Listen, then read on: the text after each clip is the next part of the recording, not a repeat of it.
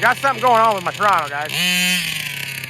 Yeah, I think what's going on is that servo's getting ready to take a crap on us because the brakes are locking up and it's twitching and stuff.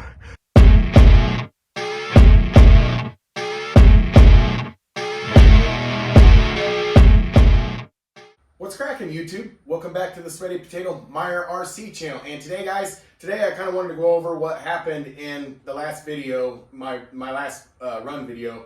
Actually, it was the last video, but I wanted to go over what happened. It wasn't just a servo failure. It was a compound issue. And I kind of wanted to go over things, and I wanted to make a video about it. Just maybe I could save, somebody else from having the same thing happen to them. So I'm going to get you guys down here closer to the bench, and so I can explain to you what I did to correct the problem and what happened and everything. So I'll get you guys down here and we'll go from there. All right, guys, I got you guys down here closer to the bench, and what I wanted to let you guys know what happened is on these brake hexes, I'm pretty sure they come with like a plastic snap ring or whatever that goes on the inside. I had been putting them on both sides, and what happened is I ended up losing one on the 32 when I was ripping. And what that did was that allowed the brake disc, let me see if I can do this.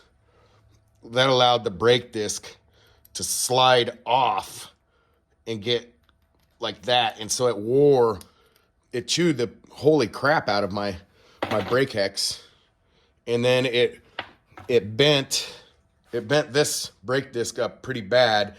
And then it bent the other ones too, but I was able to straighten them. This one's too far gone to be straightened. I mean, I probably could, but I just don't want to with all the stuff going on in here on this hex. So, and what that ultimately did is that took out my servo, because my servo wasn't able to return to its normal position because it was like the brakes were locked on. So that's what happened.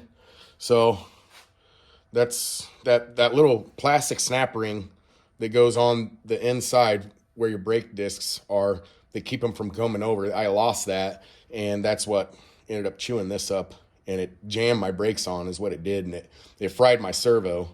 So I'm gonna have to, I got an extra servo that I can put on it from the Rampage, and I thought about doing that, and I also thought about just ordering a new one. But what I did, this is what I did to fix it. And this is, okay, so guys, I was, a professional diesel technician, before I got disabled in my motorcycle accident. And so here, hold on a second. Somebody's calling me. I'm going to have to end this call.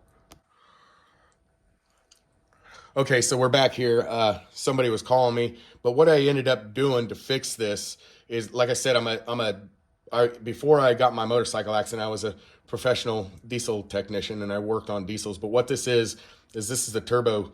I'm pretty sure it's a turbo drain for a Max Force 13. It's a gasket for the drain on it. It's either turbo drain or feed. With my brain injury, I can't remember. But what I did was I took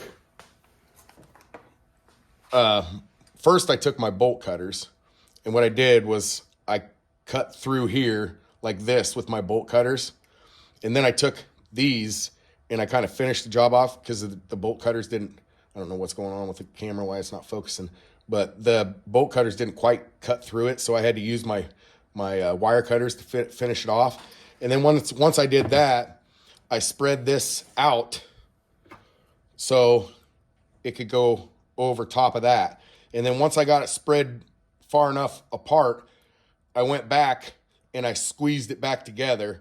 One side I squeezed in the vise, and then the other side I wasn't able to squeeze in the vise because it was already on the car, and I just used my Nipex channel locks to squeeze it together.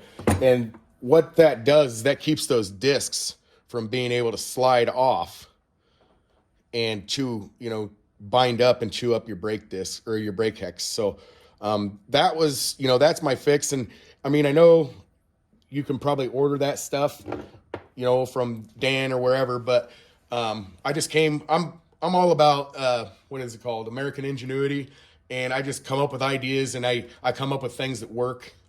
Instead of always running to the parts bin or whatever. I'm always trying to figure out new ways to do it. And I also wanted to show you here. Let me see if I can do this. But then I wanted to show you how the brake discs roll. See how they stay in line? I don't know if you guys can see that in there, but they don't, you know, they fan out a little bit, but not near as much as they do if that thing's gone. So this keeps them nice and straight and everything. So yeah, guys, I just wanted to make a quick video on, you know, what happened, because I know I got a lot of comments on, you know, they wondered what happened. So I wanted to put out a video on what happened.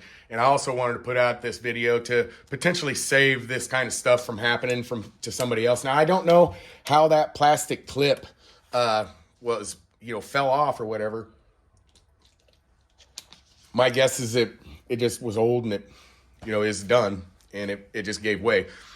That would be my guess. But so anyways, always check those. Make sure your little plastic C-clip or whatever is in good condition, or snap ring or whatever. Make sure it's in good condition.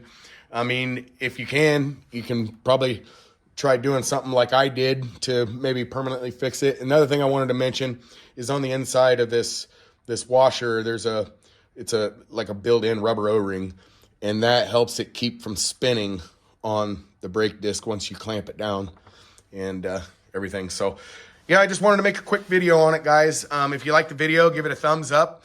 And if there's something on your mind, leave a comment in the comment section.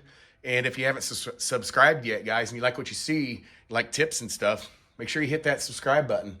And by the subscribe button, there's a bell notification. Select that. Select all. You get every upload I upload. And yeah, we'll see you guys in the next one.